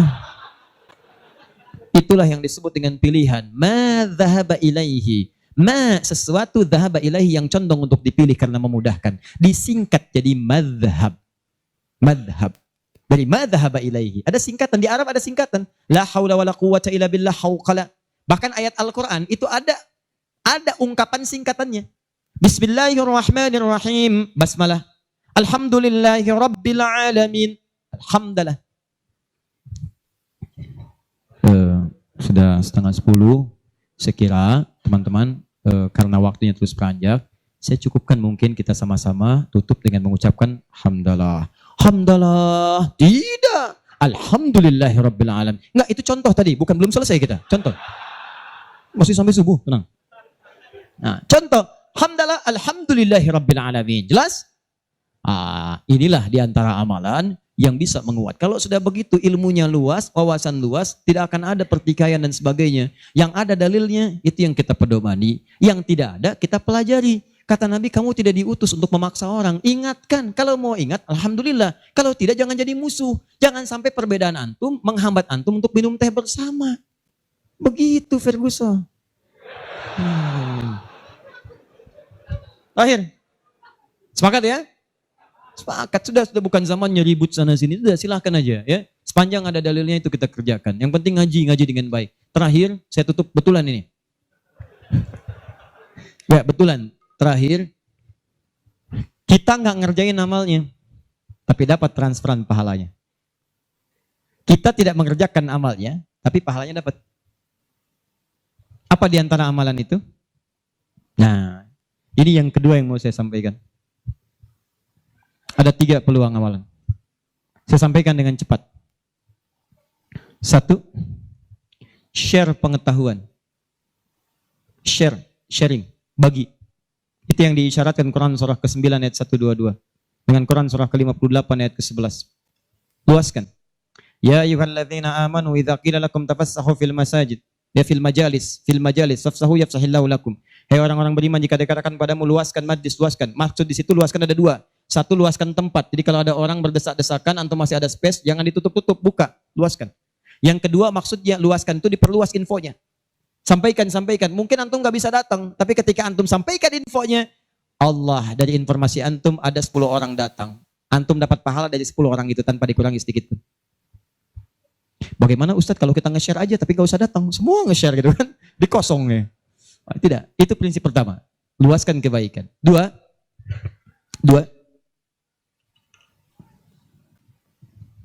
Berinfak dengan harta pada amalan berganda.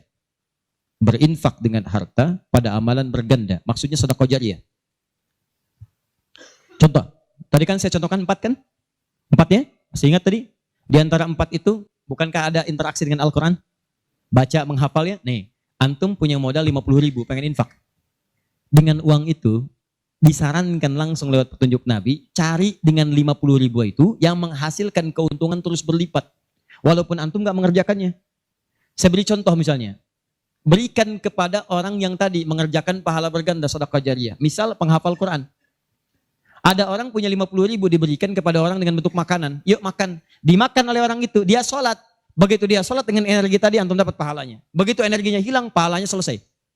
Tapi antum belikan mushaf 50.000. Datang ke percetakan Habib Hasan. Saya cari mushaf Habib. Dengan harga 50.000. Antum dapat 2. Masya Allah. Begitu dapat 2. Antum datang ke tempat hafalan Quran. Masya Allah. Atau datang ke tempatnya Ibu Nyamin. Ya. Dari keturunannya Syekh Dahlan, ya Allah yarham, yang penemu qiraat itu. Begitu datang ke situ, berikan kepada anak-anak penghafal Quran. Atau ke tempat-tempat penghafal Quran, datang ke Yanbu, ke Kudus, berikan. Modal cuma 50.000, mushaf 2 diberikan kepada penghafal Quran. Tadi sudah saya katakan dari awal, hafal Quran itu penghafal nggak akan pernah menghafalkan dengan satu bacaan, dia akan mengulang-ulang. Anda bayangkan modalnya cuma 50.000 sama dengan tadi. Mushaf 2 jadi 2. Begitu dimukan dan dipegang oleh penghafal Quran, dibaca oleh dia, dihafalkan. Allahu Akbar. Berapa banyak bacaan dia bacakan dalam sehari? Baca. Transfer mengalir kepada antum. Semua yang dia bacakan, dia hafalkan, semua mengalir untuk antum. Modalnya cuma 50.000. Yang menarik, antum meninggal. Mushafnya masih ada, dibaca lagi ada yang lain. Mengalir lagi, modal 50.000. Yang menarik, mushaf dah rusak. Cuman penghafal tadi udah hafal Quran 30 juz. Dia punya murid lagi. Jangankan punya murid, ngimamin dia. Dengan wasilah mushaf dari antum tadi. Begitu mengimami, pahala lagi transfer. Yang hebat dia punya murid 10 orang. 10 itu punya murid lagi, 10 lagi. Gak habis-habis, cuma 50.000 modalnya. 50.000 rupiah. Mushaf. Itu yang disebut amalan cerdas. Waktu kita terbatas. Coba apa yang kita dapatkan itu yang kita cari. Itu sahabat tuh begitu. Bilal tahu uang saya gak banyak. Gak tahu beliau, saya gak punya banyak uang. Idul Kurban tuh orang beli sapi. Kalau kita sekarang. Mereka beli kambing. Ada yang beli unta. Oh, Bilal gak kebeli. Tapi saya pengen intinya satu. Pengen menyampaikan sedekah karena Allah. Yang lain membeli kambing, beliau beli ayam. Bukan kurban dengan ayam. Tapi intinya bagaimana berusaha menabung untuk mendapatkan sesuatu bersedekah karena Allah di hari itu. Dan nilainya itu luar biasa dipuji oleh Nabi SAW. Termasuk Ibnu Abbas dibiasakan demikian, dipuji oleh Nabi. Makanya mulai teman-teman sekalian. Dan penghafal Quran gak akan pilih-pilih. Mushaf siapa tuh? Ini wakafnya Pak Haji Yunus, udah banyak pahalanya, 1 huruf aja. Oh gitu ya? Iya. Qaf, gak ada, baca. Paham ya? Nah, itu teman-teman sekalian. Dan yang terakhir, ini yang lebih hebat lagi. Ini pahalanya langsung surga. Surga. Masya Allah. Sepanjang antum beriman, beramal saleh dan meninggalkan maksiat. Apa diantaranya? Memfasilitasi orang lain. Yang sekiranya menghasilkan dengan ibadah itu pahala surga. Haji, umrah. Kalau wafat dia dalam penunaian itu dengan benar. Maka al-hajjul mabrur. Laisa lahul jaza illal jannah. Haji mabrur tidak ada pahala yang setimpal kecuali surga.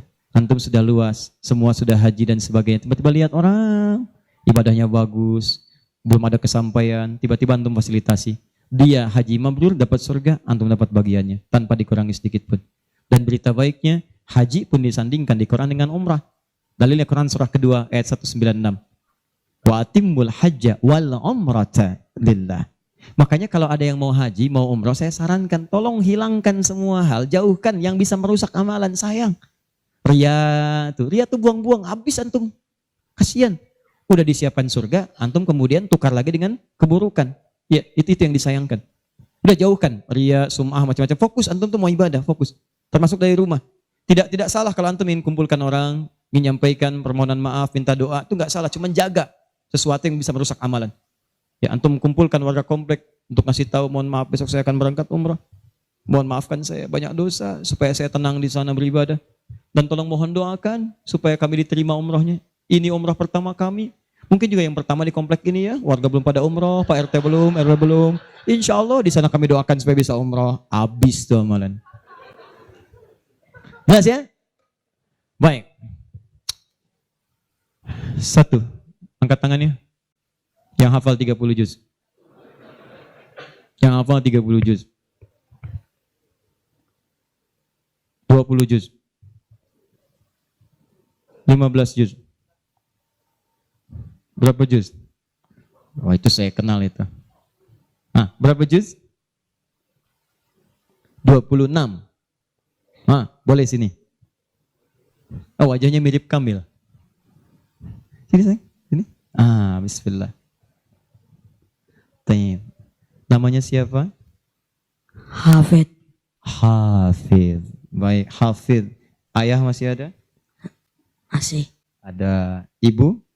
Masih. Masih adik? Masih. Ada berapa?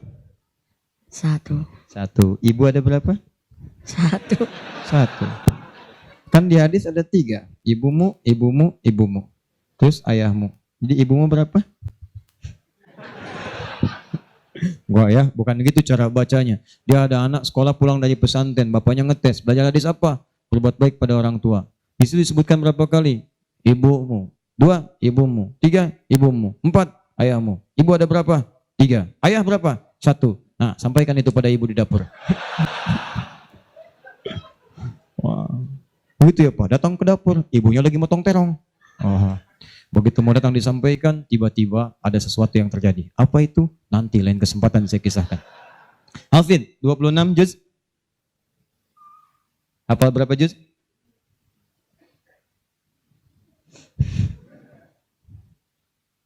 Berapa juz? 36 juz. 36 juz. Wah, luar biasa. Boleh pinjam mikrofonnya? Bismillah. Ya, boleh pegang. Hafid dari depan, dari belakang. 26 dari depan, dari belakang. 2 dari belakang. Oke. 2 dari belakang. 2 dari belakang. 24 dari depan. A'udzu billahi minasy syaithanir rajim. Qad nara taqalluba wajhika fis sama'. Falan nu'mina Ulangi dari qad liru'yat. Qad nara taqalluba. Qadara taqalluba wajhika fis sama. Falan nuwalliyannaka kibratan ardoha. Fawalliyaka. Ini agak ngantuk-ngantuk. Fawalli wajhaka satral masjidil haram. Wa aizuma kuntum fawallu wujuhakum sajarah. Wa innal ladina nalayak lamuna. Wa innal ladina. Ulangi sekali lagi dari qad nara. Jawanya dikurangi sedikit. Qad nara taqalluba wajhika fis sama'. Ayo, bismillah. Qad nara. Qad nara taqalluba wajhika fis sama'. Qadara taqalluba wajhika fis sama. Falanuwalliyannaka kiblatan tardoha. Fawalli wajhaka satral masjidil haram. Wa aizuma kuntum tawallu wujuhakum satrah. Wa innal ladina la ya'lamun. Innal ladina. Siapa yang mau lengkapi? Angkat tangan. Antum sini. Gak apa-apa, di sini dulu.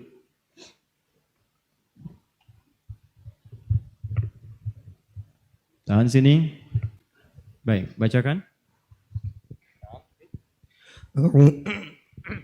أعوذ بالله من الشيطان الرجيم قد نرى تقلب وجهك في السماء فلنولينك قبلة ترضاها فولي وجهك شطر المسجد الحرام Linya pendek, fawalli. Linya pendek, fawalli wajhaka. فولي وجهك Linya شطر pendek, fawalli wajhaka. فولي وجهك Linya pendek, fawalli wajhaka. فولي وجهك Linya pendek, فولي وجهك kesempatan terakhir. Cepat. Fawalli wajhaka, li wajhaka.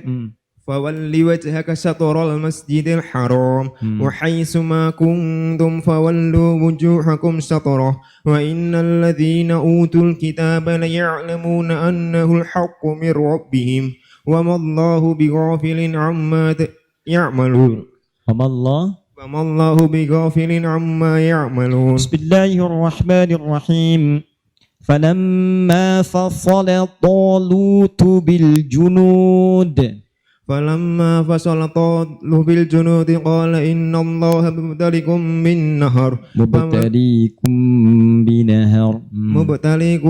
بالنهر فمن بنهر Ulangi falamma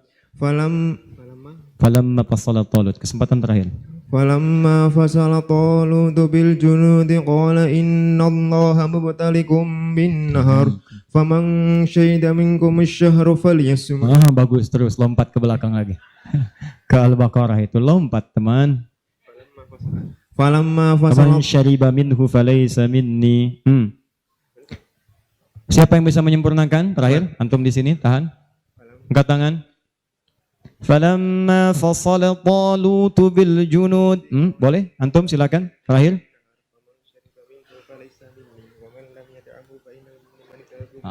Baik. Kasihkan sebentar. Tahan. Bismillah. Fadlan. فلما فصل طالوت بالجنود قال إن الله مبتليكم بنهر فمن شرب منه فليس مني ومن لم يطعمه فإنه مني إلا من اغترف غرفة بيده فشربوا منه إلا قليلا منهم فلما جاوزه هو والذين آمنوا معه قالوا لا طاقة لنا اليوم بجالوت وجنوده قال الذين يظنون أنهم ملاقو الله كم من فئة قليلة غلبت فئة كثيرة بإذن الله والله مع الصابرين. طيب. وقالوا لن تمسنا النار إلا أياما معدودة قل أتخذتم عند الله أهدا فلن يخلف الله أهده أم تقولون على الله ما لا تعلمون ذلك بأنهم قالوا لن تمسنا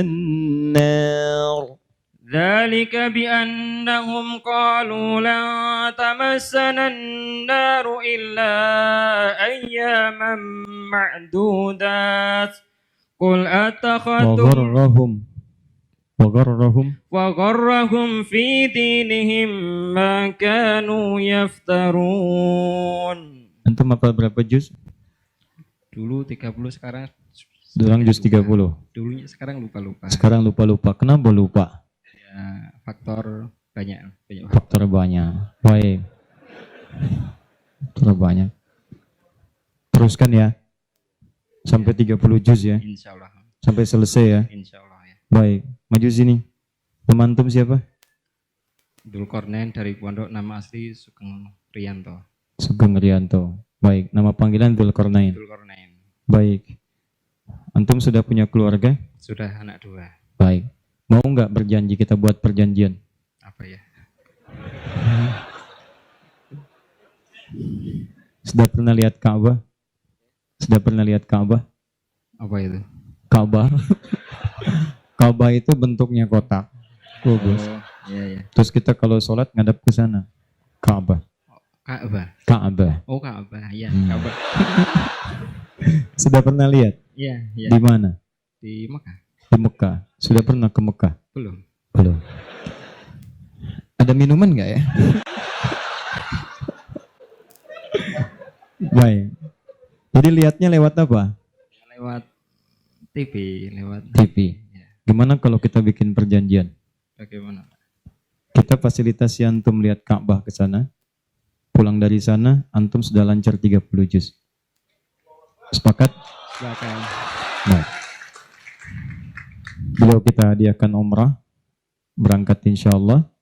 Ya, untuk menunaikan ibadah umrah. Nanti lihat Ka'bah di sana. Iya. Tapi perjanjiannya antum mesti mengulang hafalan Quran langsung di depan Ka'bah dan di depan Raudhah di Masjid Nabi sallallahu alaihi wasallam. Sepakat?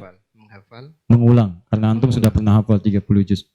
Minta di sana kepada Allah Iya. supaya dikuatkan hafalan Iya. dan tidak diganggu dengan pekerjaan lain yang bisa merusak hafalan. Oh iya. Sepakat? Sepakat. Yakin? Yakin. Mau tanya kawan, telepon teman? Tidak. Baik, untuk antum kita berikan hadiah umrah insyaallah. Nanti antum berangkat dan perjanjian kita dipegang. Antum sini. Berikan mic-nya. Antum mau baiknya juga ke Mekah. Nama siapa? Krishna, Krishna. Itu kalau malam atau siang? pagi siang. Siang. Ada yang siang Krishna, malamnya Krishnawati. Udah pernah seorang diperiksa. Begitu kena razia dipanggil. Kamu siapa? Nia, Pak. Siapa? Nia. Yang benar, nama lengkap. Kurniadi. Berapa juz? 2 juz setengah.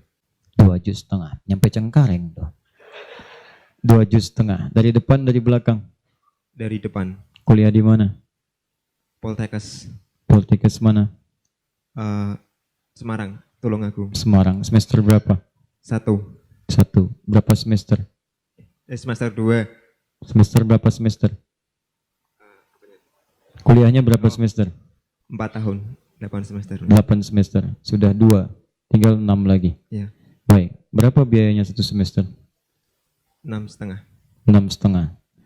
Kami tanggung biayanya, tapi dengan perjanjian mesti menghafal Quran sampai selesai. Jangan ketawa. Siap? Siap insya Allah. Siap. Jadi kalau tinggal 6 berarti 1 semester 5 juz. Siap? Siap insya Allah. Siap. Mudah insya Allah. Bisa. Siap? Siap. Kalau antum lulus 30 juz, 1 dari situ tambahan lagi umrah. Siap insya Siap? Allah. Siap insya Allah. Yakin? Yakin. Disaksikan nih. Baik ya? Nah, satu. Hafid, sekolah di mana? PTYKA Di mana itu? Kudus Kerandon Kudus. Di Kudus. Kelas berapa? 5 Kelas 5. Mau berapa juz menghafal Quran? Mau berapa juz menghafalnya? 31 apa 32? 30 juz 30 juz saja. Baik. Rencananya kalau sudah menghafal untuk apa menghafal Quran? dilancarkan dan membetulkan tajwidnya Lancarkan membetulkan tajwid. Kenapa mau menghafal Quran? agar bisa mencapai keluarganya Agar bisa mencapai keluarga mensyafaati keluarga. Baik. Insya Allah ya. Mudah-mudahan dia kabulkan. Hafid mau apa? Kalau ditanya mau apa, kira-kira mau minta apa? Jangan dengarkan bisikan yang tidak jelas. Alladzi yuwaswisu fi sudurin nas. Itu minal jinnati wan nas. Mau minta apa? Tinggal setahun lagi, selesai. Selesaikan ya. Setahun lagi, Pak. Sisanya nanti kami yang tanggung ya. Biayanya. Kalau sudah 30 juz, insya Allah nanti boleh dapat hadiah umrah. Ya? Siap? siap Baik ya, insya Allah ya. Baik teman-teman, saya kira silakan bisa kembali ke alamnya masing-masing, tempatnya masing-masing. Saya kira ini pertemuan kita di malam hari ini. Semoga Allah memberikan kemuliaan pada kita semua. Saya mau infokan beberapa informasi. Pertama, insya Allah, seperti tadi janji saya, 46 komunitas yang telah bergabung, kami akan hadiahkan sebagai tanda perkenalan sebanyak 4.600 mushaf. Masing-masing komunitas mendapatkan 100 mushaf insya Allah, atau sesuai dengan jumlah komunitasnya. Nanti kami kirimkan setiba di Bekasi, kami koordinasi langsung kami kirimkan. Yang kedua, saya minta untuk berjanji di hadapan Allah Subhanahu wa Ta'ala supaya bisa merubah lebih baik daripada hari-hari sebelumnya. Siap insya Allah? Baik. Yang ketiga, ini penting, nanti insya Allah kita ada kelas-kelas Quran dan yang lainnya. Untuk Kamis malam Jumat ini memang baru bertempat di Bekasi. Ada pembagian 10.000 gratis untuk buku sebagai pengantar mushaf. Nanti kalau sudah cetak mushafnya, kita akan datang ke beberapa kota untuk memberikan petunjuk menghafal Quran dengan cepat. Dan ini bukan hafalan biasa. Jadi kalau sekarang orang menghafal 30 juz seperti tadi disebutkan, tapi yang kami tawarkan itu menghafal Quran dan Qurannya jadi pedoman dalam diri kita. Jadi ketika Anda melihat ayat-ayat Quran tentang penglihatan, membimbing melihat kita, ini yang harus dilihat, ini tidak. Kalau Anda berjalan, ayat-ayat kaki itu masuk kemudian membimbing kita ini berjalan begini, yang ini tinggalkan. Nanti insya Allah saya berikan kisi-kisinya. Ya. Nah, itu nanti kurang lebih bulan depan lah. Kita kemudian adakan itu. Mudah-mudahan sudah selesai mushafnya. Nanti tunggu informasinya. Insya Allah Allah pertemukan kita kembali dalam kebaikan. Terakhir, saya punya satu permintaan. Boleh? Satu ini saja. Mohon dalam setiap sujud antum, baik tahajud atau sholat atau yang lain, saya cuma minta mohon doakan kepada Allah agar Allah mengampuni dosa-dosa saya dan keluarga. Itu saja. Saya tidak minta banyak. Semoga Allah muliakan antum semua. Dan yang lainnya, nanti barangkali panitia menyampaikan ada door prize, entah apa itu namanya, wallahu a'lam. Semoga yang terbaik untuk antum seluruhnya. Demikian, subhanakallahumma bihamdika, asyhadu an la ilaha illa anta astaghfiruka wa atubu ilaik. Allahumma rabbana taqabbal minna innaka antas samiul alim wa tub alaina innaka antat tawwabur rahim. Rabbana la tada' lana fi maqamina hadha wa fi kulli maqamin dhanban illa ghafarta wa la hamman illa farajta wa la daynan illa qadayta wa la maridan illa shafaita wa la hajatan min hawaijid dunya wal akhirati fiha laka ridan wa fiha lana as-salah illa qadaytaha ya arhamar rahimin. Allahumma rabbana atina fid dunya hasanah في الآخرة حسنة وقنا عذاب النار فضلك سبحان ربك رب العزة عما يصفون والسلام على المرسلين وآخر دعوانا أن الحمد لله رب العالمين. السلام عليكم ورحمة الله وبركاته. جئناك عفوك طالبين وإليك نرجع خاشين جئناك عفوك